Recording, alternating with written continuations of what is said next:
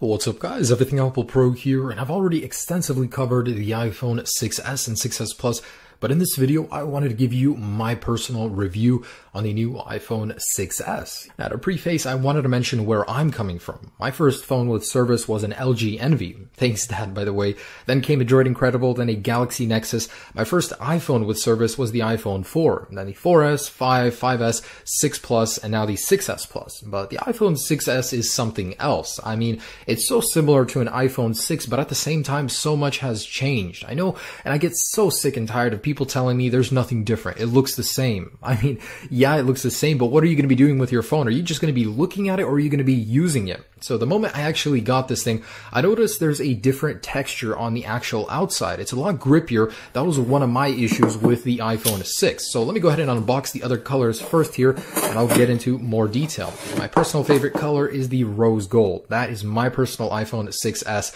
and I absolutely love the new color. So the very first moment you're going to pick up a 6s, you're going to notice it is heavier, slightly thicker, and the texture is different. That texture is pretty nice because I noticed that the 6 was so slippery, and now you get a little bit of a more planted feel while holding it. And this thing is beautiful. I love how minimalistic the design is. Apple did away with those FCC labels and the IMEI on the rear of the device, meaning there's less text and it's a very clean rear. If only the lens wasn't protruding. At least there's no carrier logos with the iPhones, but it's a beautiful design evolved from the 6.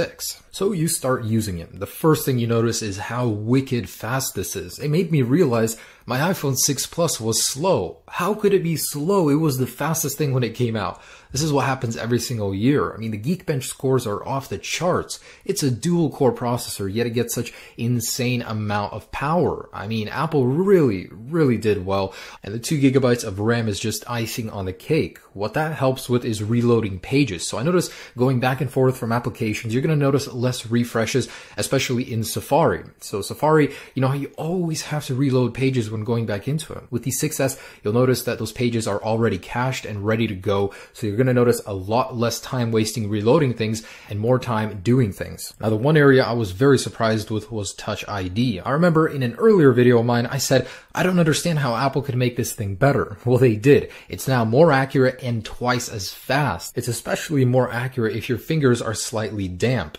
Next, the display. Although it didn't change, I was very happy to learn that Apple put a lot of effort into making their phones more durable. Not only did they make it more drop and scratch resistant, did you know Apple actually added a rubber seal around the display in the 6s? That's to make it more water resistant. And in my test, it definitely showed. So I'm very happy that Apple has put a lot of effort into upgrading the durability of the iPhone 6s. I mean, I ran over this thing twice. Still works. I mean, the 3D Touch still works despite a shattered display. It's very tough. You're going to have a hard time trying to break it even if you want to. So with that new material comes 3D Touch on the display, and right now it's a little dry. So personally, I think it adds a little bit to iOS, although not as much as Apple makes it out to be right now. It will get better. The true reason I love 3D Touch is because Apple made it available to third-party developers. Already we're starting to see some very clever uses for it. Not only can it save you a little bit of time, it adds a lot of functionality, especially with gaming. I'm looking forward to see all the games that take advantage of that display, so you press harder, you shoot harder. I don't know. I mean, I'm very curious to see where 3D Touch goes, even though it's dry right now on iOS, so it will get better. So with 3D Touch also comes that new Taptic engine. It replaces the vibration motor, and personally, I find myself just toggling on and off the sound just to feel it. It feels awesome. I mean, especially when I get a phone call, it's so much more noticeable, so much more responsive, and it's not as noisy. So what else? Well, I love the front-facing flash. It's a great idea. Apple took it from Snapchat, but they improved it. They made that custom chip just to flash the display 3 times brighter, and I love how it's color coordinated to match your conditions. And live photos. I mean, they're pretty cool. They take up double the storage, but at the same time, they help you relive those memories. It records a little bit of sound and a couple seconds before and after taking the photo. There is a problem though. Sometimes after you're finished taking the photo, you'll lean your phone down and the live photos capture that. Hopefully it'll be fixed soon. So the rear camera, I was blown away, to be honest. When I first saw the footage blown up on my display,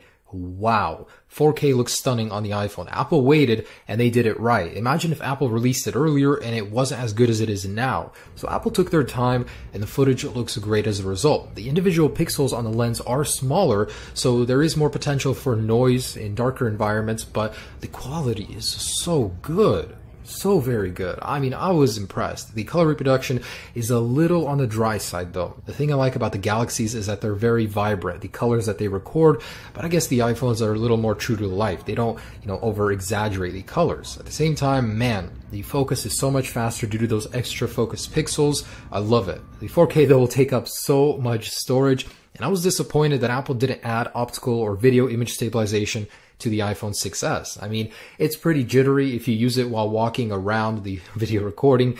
If you hold it with one hand, you're gonna notice that shake, so I don't like that. And as an added bonus, Apple did upgrade the capability of the slow motion. You can now get 120 frames per second at 1080p. 720p 240 remains the same, just slightly higher quality. So I absolutely love it. I mean, slow motion for me, I use it so much, and it can be so fun just doing random little things and seeing them in slow motion like my vicious kitty here. But slow motion is personally one of my favorite things about the iPhones in general. They just do it so well. And here are just some images that I snapped in my backyard. And like I said earlier, I don't like the format Apple uses. I wish it was wider, and I wish the colors popped a little more. All the photos have such icy looking colors. So the wireless internals of this device received a huge upgrade, and I love that there are more LTE bands. I travel with my phone often. I go buy a SIM card in another country, so it's great. I'll have more support for that. LTE and Wi-Fi are faster, but try finding a carrier or Wi-Fi that supports that speed yet. So we're not able to take full advantage of that. Bluetooth 4.2 is great though. I've noticed a much more stable connection in my car when I hook it up to wireless. So here are a couple other things. The battery life is good. Not great, good. I mean, it didn't build upon the 6. It actually got a smaller battery, but the optimization is decent, so you're not going to notice that much of a difference. However, this thing heats up. I mean, if you're really using it, it's going to heat up so much more than the iPhone 6, especially when charging.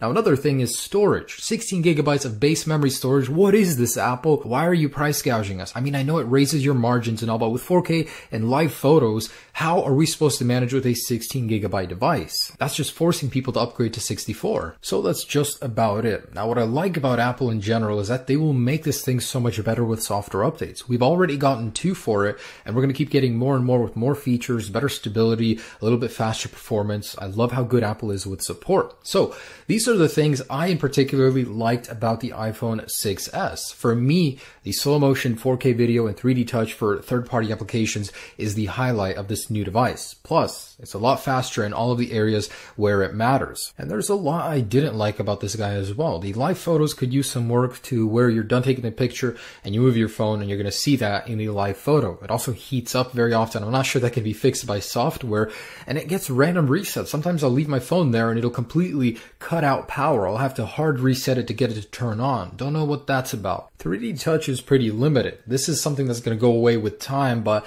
there's not that much use for it. It's not necessary. I want Apple to make it necessary for the whole iOS experience. There's no optical image stabilization. Apple wants to sell more 6 Pluses, a better profit margin, and same goes for the 16 gigabyte base storage. That's just unacceptable in 2015.